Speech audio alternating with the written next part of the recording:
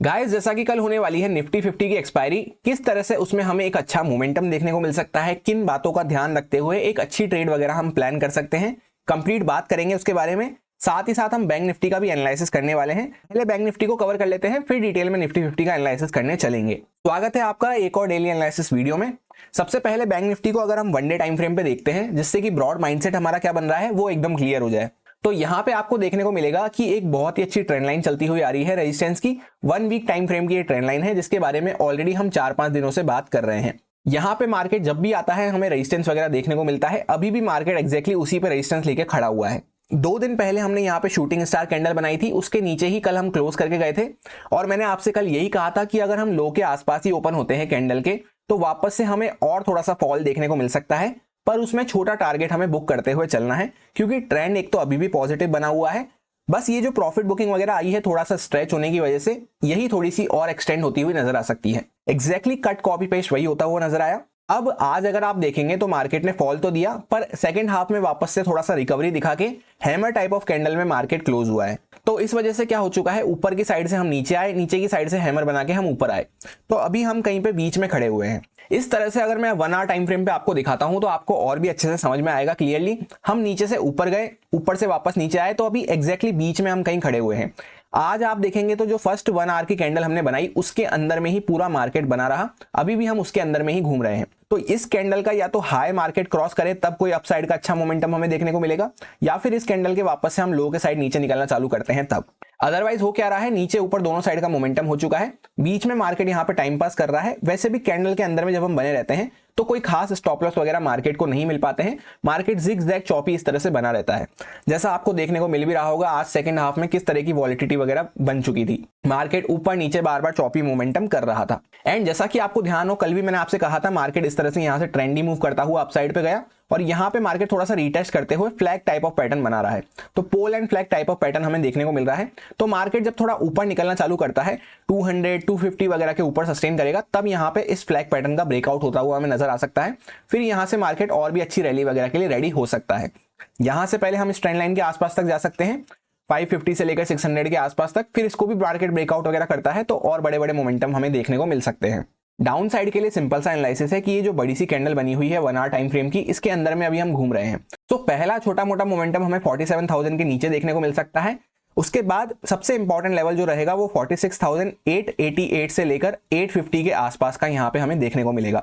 इसके नीचे जब हम सस्टेन करते हैं तब यहाँ से फ्रेश ब्रेकडाउन होता हुआ हमें नजर आएगा। उसके बाद मार्केट 500 के लेवल के आसपास तक आ सकता है, जहां पे ये स्विंग लो हम लगा के गए थे।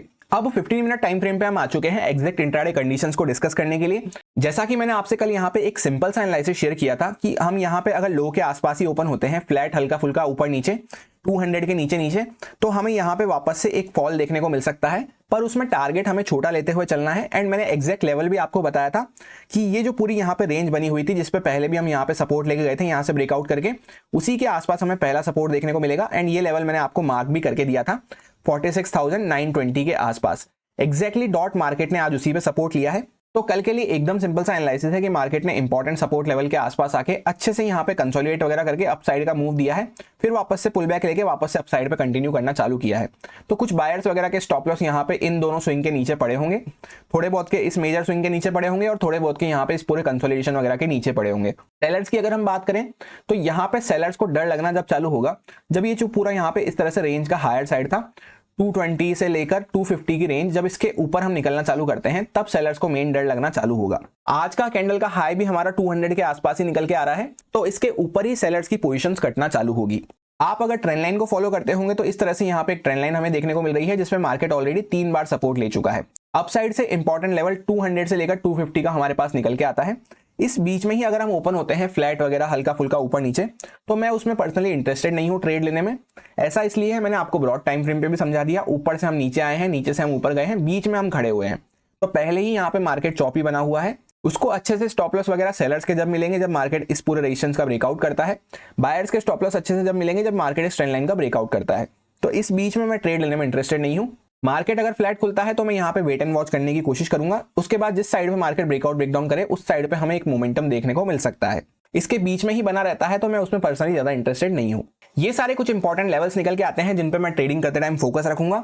यहाँ पे आपको देखने को मिल रहा होगा 47,230 के आसपास इंपॉर्टेंट रेजिस्टेंस बना हुआ है। उसके ऊपर रेजिस्टेंस हमें 47,344 का देखने को मिल सकता है। उसके ऊपर सीधा 47,500 का साइकोलॉजिकल लेवल निकल के आने वाला है। डाउन साइड की अगर हम लोग बात करें तो पहला माइनर सपोर्ट तो हमें 47,000 से लेकर 980 का ही देखने को मिलेगा। राउंड नंबर लेवल भी हो जाता है और साइकोलॉजिकल लेवल, और ये स्विंग भी यहीं पे हमें देखने को मिल रही है। मेन सपोर्ट की अगर बात करें तो यहाँ पे 46,920 के आसपास हमें देखने को मिलेगा।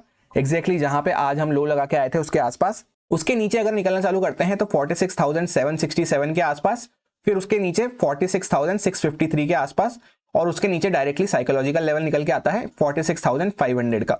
मैं वैसे ट्रेंड लाइन वगैरह ज्यादा फॉलो नहीं करता, पर यहाँ पे इस तरह से दो ट्रेंड लाइन हमें देखने को मिल रही है। एक ये ब्रॉड ट्रेंड लाइन है डाउन साइड पे, और एक यहाँ पे छोटी सी ट्रेंड लाइन को अगर आप कनेक्ट करेंगे 5 मिनट टाइम फ्रेम वगैरह पे तो इस तरह से भी हमें देखने को मिल रही है। तो सिंपली अगर यहाँ पे 47,000 से लेकर 980 के नीचे अगर हम निकलना चालू करते हैं तो छोटा सा मोमेंटम हमें यहाँ पे मिल सकता है। फिर मेजर सपोर्ट यही निकल के आने वाला है, जहां पे पहले भी कई बार हम इस तरह से टच पॉइंट लगा चुके हैं। और जैसा कि आज इसने बहुत अच्छे से यहाँ पे सपोर्ट प्रोवाइड कर दिया है, अच्छे से कंसोलिडेट वगैरह हुआ है, तो अगली बार मार्केट अगर इसके आसपास जाता है तो चांसेस रहेंगे कि इसको मार्केट ब्रेकडाउन कर दे। तो यहाँ पे हमें फिर नेक्स्ट सपोर्ट देखने को मिलेगा, जहां पे ये पूरी रेंज का इस तरह से लोअर साइड निकल के आता है। इस पूरे एरिया में यहाँ पे बीच में ट्रेड लेने से बचें। इसके ऊपर नीचे कुछ ब्रेकआउट ब्रेकडाउन हो तभी कोई अच्छा मोमेंटम हमें देखने को मिल पाएगा। अब इससे पहले कि हम लोग निफ्टी 50 का एनालिसिस शुरू करें, एक बार कमेंट करके जरूर बताएं कैसी रही आज की आपकी बैंक निफ्टी एक्सपायरी। ग्रीन में आपने क्लोज किया या फिर रेड में, एंड क्या आपने एटलीस्ट ट्रैक किया जो हमने कल बात करी थी, जो हमने कल एनालिसिस वगैरह किया था उसको। अब निफ्टी 50 पे सबसे पहले वन डे टाइम फ्रेम पे बात करते हैं। तो कल मैंने आपसे यही कहा था कि यहाँ पे एक तो एम टाइप ऑफ पैटर्न बनता हुआ जा रहा है, दूसरा यहाँ पे बियरिश एनगल्फिंग कैंडल हमें देखने को मिल रही है जिसने पीछे वाली कैंडल को पूरा एनगल्फ कर लिया है।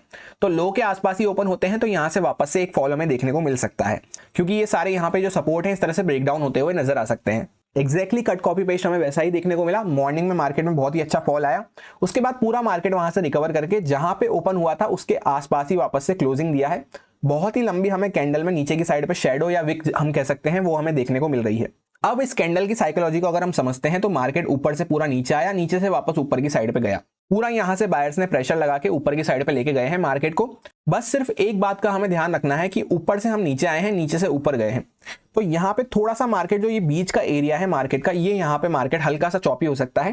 तो इससे हम इस तरह से स्मार्टली बच सकते हैं, या तो थोड़ा सा मार्केट ऊपर निकले तब हम वहां पे बाय साइड पे फोकस रख सकते हैं, या फिर डायरेक्टली गैप डाउन वगैरह खुल जाता है, वापस मार्केट इस सपोर्ट जोन वगैरह को ब्रेक डाउन करना चालू करता है, जिसका आज मार्केट ने ब्रेकडाउन तो किया था पर कैंडल क्लोज नहीं कर पाया, वापस कैंडल उसके ऊपर ही आके क्लोज हुई है। तो इसके नीचे वापस से निकलते हैं तब यहाँ पे कोई शॉर्ट वगैरह हम कर सकते हैं। बीच में यहाँ पे कैंडल जहां पे अभी खड़ी है इसके आसपास का एरिया पूरा चॉपी हो जाएगा। तो फ्लैट मार्केट अगर खुलता है तो कल के दिन हमें जिगजैग मूव्स देखने को मिल सकते हैं। 15 मिनट टाइम फ्रेम पे हम आ चुके हैं एग्जैक्ट इंट्राडे कंडीशंस को डिस्कस करने के लिए। कल मैंने आपसे एक सिंपल सा प्लान शेयर किया था कि निफ्टी 50 में सिर्फ हमें एक ही तरह से अच्छी ट्रेड मिल सकती है। मार्केट लो के आसपास यहीं पे ओपन हो, उसके बाद 5-7 मिनट रुके यहाँ पे, बायर्स को होप दे कि यहां से वापस से मार्केट ऊपर जा सकता है। ये ट्रेंड लाइन वगैरह भी इस तरह से बनती हुई नजर आ रही थी। उसके बाद जब यहां से ब्रेकडाउन करेगा तो एक अच्छा मोमेंटम हमें देखने को मिल सकता है। इसके नीचे काफी सारे बायर्स के स्टॉप लॉस होंगे, वो यहाँ पे कटते हुए नजर आ सकते हैं। और जो नेक्स्ट सपोर्ट हमने निकाला था यहाँ पे, ये जो कंसोलिडेशन वगैरह हुआ था उसकी लोअर साइड, उसी के आसपास मार्केट ने एग्जैक्ट सपोर्ट लिया। वहां से बहुत अच्छी रिकवरी भी मार्केट ने दिखाई है। अब यहां से आगे के लिए अगर हम प्लान करते हैं तो मार्केट ने एक पूरा यहां पे V shape type of recovery दिखाई है। तो मेरा पर्सनल रूल ये कहता है, मेरा पर्सनल एक्सपीरियंस ये कहता है कि मार्केट में जब भी वी शेप रिकवरीज हमें देखने को मिलती है इस तरह से, उसके बाद मार्केट जनरली अगर यहीं पे फ्लैट बना रहता है तो इसके आसपास थोड़ा सा चॉपी हो सकता है। एक ये वीडियो मैंने आपके साथ शेयर करी थी जिसमें मैंने ये बताया था कि किन किन तरह से हम साइडवेज मार्केट से बच सकते हैं।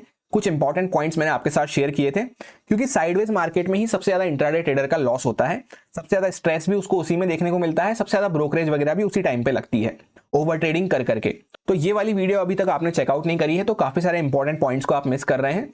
इसका लिंक मैं आपको पिन कमेंट में दे दूंगा, एक बार आप चेकआउट कर सकते हैं। तो उसका एक पॉइंट ये भी था कि यहाँ पे जब वी शेप रिकवरीज हो जाती है, इस तरह से मार्केट वी शेप रिकवरी कर देता है, ऊपर नीचे दोनों साइड का मोमेंटम हो जाता है।